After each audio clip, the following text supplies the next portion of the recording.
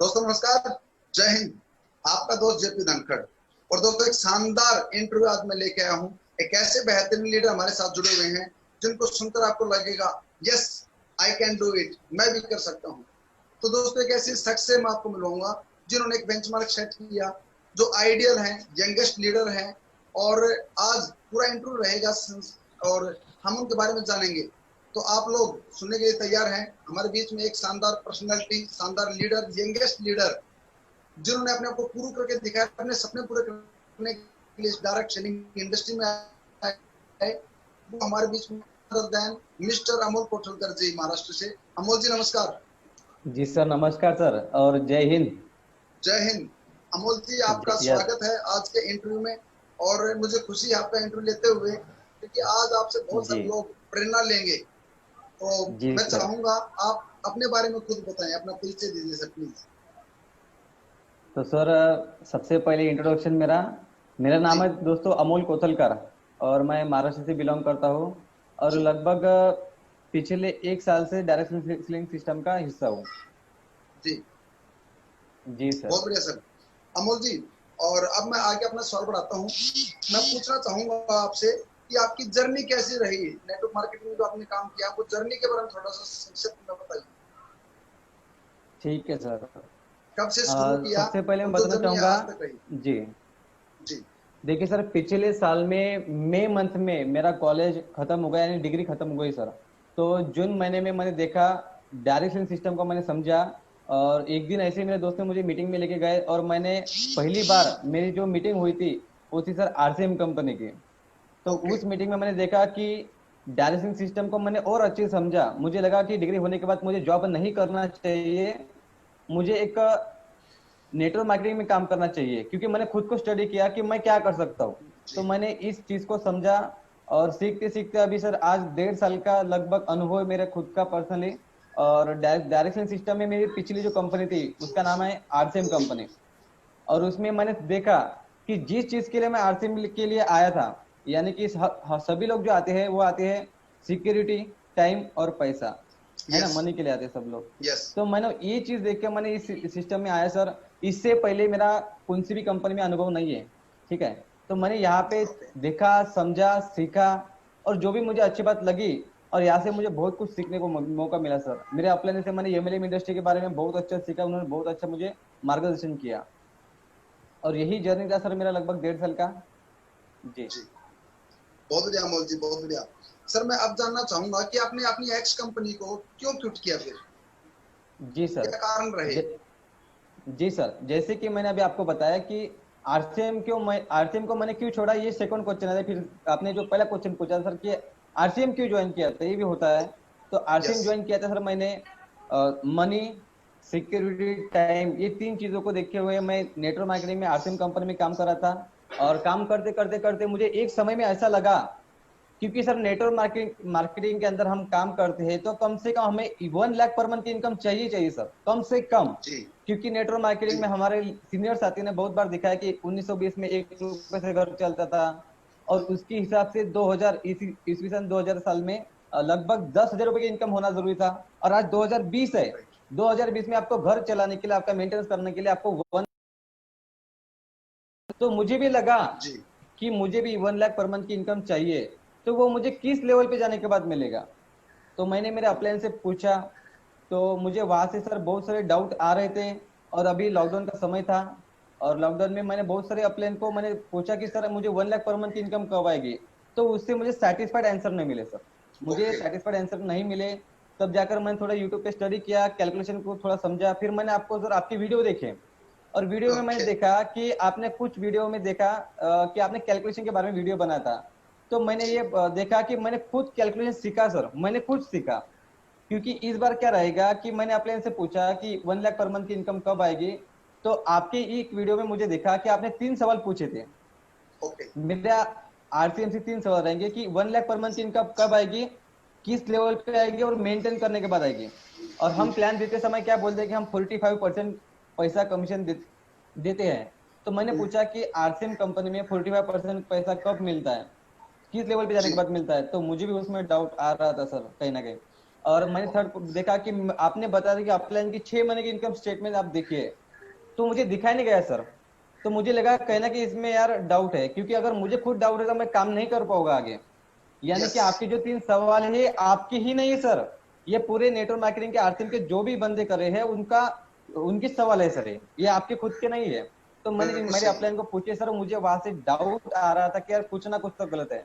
आज मैंने जब आपकी पहली बार वीडियो देखी तो मुझे लगा कि यार ये आदमी बहुत निगेटिव है, बहुत ही ज्यादा निगेटिव है। मैंने आपके बारे में थोड़ा स्टडी किया, लेकिन ओके, मैंने एक बात सुनी थी कहीं पे कि एक तरफा सुनना बहुत गलत है।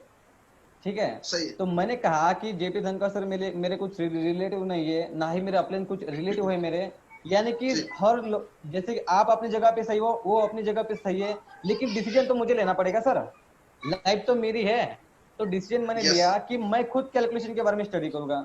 तो कैलकुलेशन को स्टडी करते हुए मुझे ये बात समझ में आ गई कि मुझे 1 लाख पर मंथ की इनकम कितना बिजनेस वॉल्यूम देने के बाद मिलेगा, किस लेवल पे जाने के बाद मिलेगा। जो सच्चाई मैंने पहले देखी थी कि इस लेवल पे आपको मिलेगा, तो सर वो नहीं मिलता। तो जी, सबसे पहला झूठ तो वहां पे होगा कि सर आपको यानी पता नहीं होता। और उसमें कैलकुलेशन की बात ना सेमिनार में होती है ना कहीं और जगह पे नहीं होती सर। तो यही बिल्कुल। कारण मेरा रहा सर आरसीएम को लेफ्ट करने का। और सबसे पहली कंपनी तो सर मेरी आरसीएम कंपनी थी, इससे पहले मैं कोई और कंपनी नहीं करता था डायरेक्ट सिस्टम में। जी सर, जी, यही मेरा कारण बहुत था। बहुत बढ़िया सर, बहुत बढ़िया। आपने जो बातें कही वो फैक्ट है और ट्रू है। यस अब मैं यस सर। दूसरा सवाल आपसे पूछना चाहता हूँ, आगे चलते हैं। फिर आपने जी उसको क्विट करके अपनी एक्स कंपनी को, आपने ओके लाइफ केयर को ही क्यों चुना, जबकि आज मार्केट के अंदर बहुत सारी कंपनियां हैं सर? जी जी जी सर, प्लीज। देखिए सर मैंने जैसे कि मैंने आरसीएम के बारे में कैलकुलेशन के बारे में थोड़ा देखा था, है ना। ठीक उसी प्रकार से मैंने हर कंपनी के बिजनेस प्लान को ठीक से समझ लेने की कोशिश किया था। तो मुझे समझते समझते एक बात समझ में आ गई कि सर बिजनेस वॉल्यूम ज्यादा बड़ा चेक नहीं होगा आपका, नहीं होगा। वो कंपनी राइट। का जो डिस्ट्रीब्यूशन सिस्टम होगा उसी से पैसा आपको मिलेगा। मैं कहता जी, हूँ बहुत कि बढ़िया। मैंने वो चीज आपको सबसे पहले देखी सर, हर कंपनी में के अंदर देखी मैंने कि किस प्रोडक्ट की रेंज क्या है, किस प्रोडक्ट की बिजनेस वॉल्यूम कितना है और उसका डिस्ट्रीब्यूशन सिस्टम क्या है। तो ये सब कुछ देखने के बाद मुझे ओके लाइफ केयर का ही प्लान सबसे बेहतरीन लगा सर। क्योंकि वो जी, जो प्लान डिजाइन थे, जैसे कि आरसीएम जो कंपनी है वो 20 साल पुराना प्लान है। ठीक है। जो कंपनी अपडेट प्लान नहीं करेगी सर वो आउटडेट हो जाएगी। समय जी, के साथ परिवर्तन होना चाहिए, ये खुद परिवर्तन नहीं हो रहे सर। मुझे ये बात जी, समझ में आ गया कि मुझे ऐसा प्लान चूज करना पड़ेगा ताकि वो मेरी आखिरी कंपनी रहेगी सर। जो मेरा डिसीजन रहेगा वो मेरी आखिरी कंपनी रहेगी इस इंडस्ट्री में। ऐसा नहीं कि मैंने बहुत पिछले आरसीएम किया था अब ओके लाइफ केयर करूंगा इसके बाद मैं और कंपनी करूंगा।